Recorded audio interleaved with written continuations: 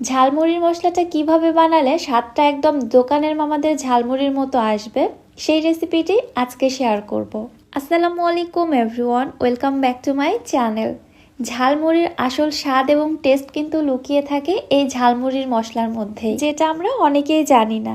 আর এই ঝালমুড়ির মশলাটা একদিন বানিয়ে কিভাবে দীর্ঘদিন পর্যন্ত সংরক্ষণ করে রেখে দিবেন, সমস্ত গোপন টিপস আজকের এই ভিডিওতেই পেয়ে যাবেন।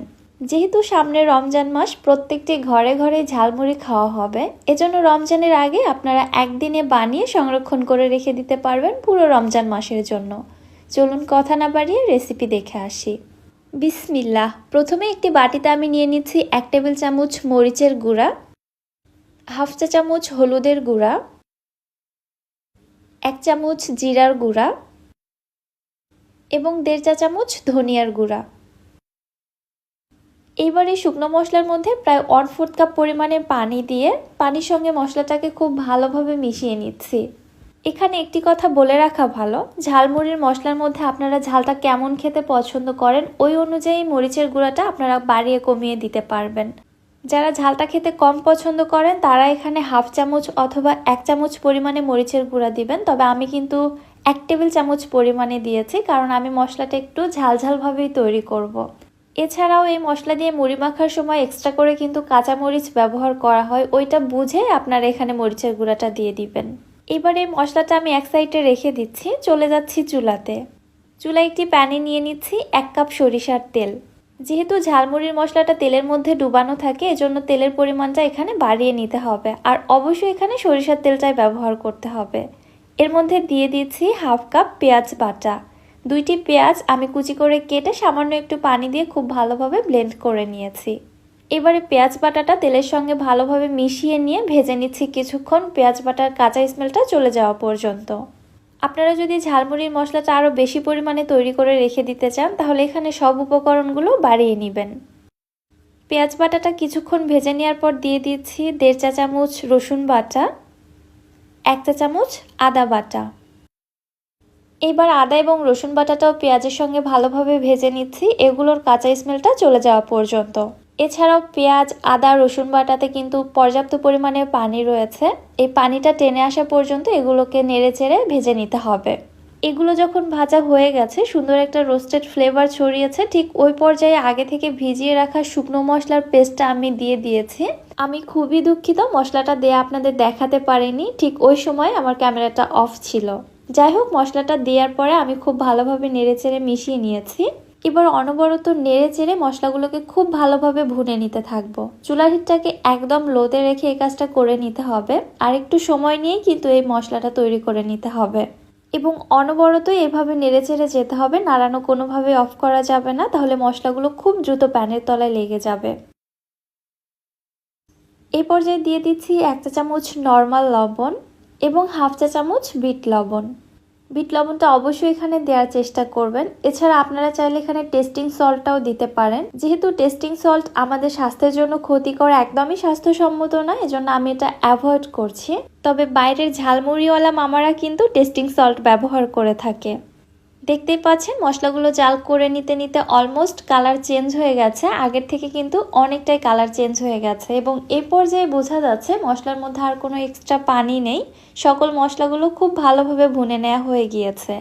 ঠিক চুলা থেকে নামানোর কিছু আগ মুহূর্তে আমি এর মধ্যে দিয়ে দিচ্ছি 1 চা চামচ গরম মশলার গুঁড়া এবং 1 চা চামচ চাট মশলার গুঁড়া। আর এই গরম মশলার গুঁড়া এবং চাট মশলার গুঁড়াটা অবশ্যই এখানে ব্যবহার করতে হবে। চাট মশলা তো আপনারা বাজারে ইজিলি কিনতে পেয়ে যাবেন, আর আমি এখানে যে গরম মশলাটা ব্যবহার করেছি এটা আমার হোমমেড গরম মশলা। এই গরম মশলার রেসিপি আমি অলরেডি আমার ইউটিউব চ্যানেল এবং ফেসবুক পেজে শেয়ার করেছি, আপনারা চাইলে দেখে নিতে পারেন। দেখতেই পাচ্ছেন আমার ঝালমুড়ির মশলা তৈরি একদমই ডান, কতটা পারফেক্ট হয়েছে মশলাটা। আর এই মশলার মধ্যে কিন্তু কোনো প্রকার এক ফোঁটাও পানি নেই। এই মশলাটা সংরক্ষণ করে রাখার জন্য খুব ভালোভাবে জাল করে নিতে হবে, এক ফোঁটাও পানি রাখা যাবে না। ঝালমুড়ির মশলার কালার বা টেক্সচারটা ঠিক এই পর্যায়ে আসতে বা এই মশলাটা তৈরি করতে আমার সময় লেগেছে প্রায় 30 মিনিটের মতো। একটু সময় নিয়েই তৈরি করে নিতে হবে এই মশলাটা। শুধু যে তেলের মধ্যে মশলা দিয়ে ভেজে চুলা থেকে নামিয়ে ফেলবো এভাবে হবে না, একটু সময় নিয়ে স্টেপ বাই স্টেপ এভাবেই তৈরি করে নিতে হবে। মশলাটা যখন পুরোপুরিভাবে ঠান্ডা হয়ে গেছে, আমি একটি শুকনো কাচের জারে মশলাটাকে ভরিয়ে নিয়েছি। এবারে ঢাকনা দিয়ে ঢেকে মশলাটাকে আমি সংরক্ষণ করে রেখে দিব নর্মাল তাপমাত্রায় 1 থেকে 2 মাস পর্যন্ত ভালো থাকবে। কারণ এই মশলার মধ্যে কোনো পানি নেই আর মশলাগুলো পুরোপুরি তেলে ডুবানো থাকবে, এজন্য নষ্ট হওয়ার কোনো চান্স থাকবে না। তবে আপনারা অবশ্যই মেক শিওর হবেন মশলার মধ্যে কোনো প্রকার পানি আছে কি না, এটা খুব ভালোভাবে জেনে নিতে হবে। এবারে ঝালমুড়ির মশলা দিয়ে আমি আপনাদের মুড়িও মেখে দেখাচ্ছি। একটি মিক্সিং বলে কিছুটা পরিমাণে মুড়ি নিয়েছি। এবার এর মধ্যে দিয়ে দিচ্ছি 1/2 কাপ চানাচুর। আমি এখানে ঝাল চানাচুরটা ব্যবহার করেছি। 2 টেবিল চামচ পেঁয়াজ কুচি, 2 টেবিল চামচ শসা কুচি, 2 টেবিল চামচ টমেটো কুচি, 2টি কাঁচামরিচ কুচি, 2 টেবিল চামচ ধনেপাতা কুচি। আমি এই উপকরণগুলো দিয়েই মুড়িটা আজকে মাখাবো, তবে আপনারা আপনাদের পছন্দ মতো যে কোনো উপকরণ দিয়ে মাখিয়ে নিতে পারেন, যেগুলো আপনারা খেতে পছন্দ করেন। এবারে তৈরি করে রাখা মশলা থেকে এখানে 2 থেকে 3 টেবিল চামচ পরিমাণে মশলা দিয়ে দিচ্ছি। আপনারা আপনাদের টেস্ট অনুযায়ী কমিয়ে বাড়িয়ে দিবেন। এবারে বোলের মুখটা ঢাকনা দিয়ে ঢেকে এভাবে ঝাঁকিয়ে আমি মুড়িটাকে মেখে নিচ্ছি।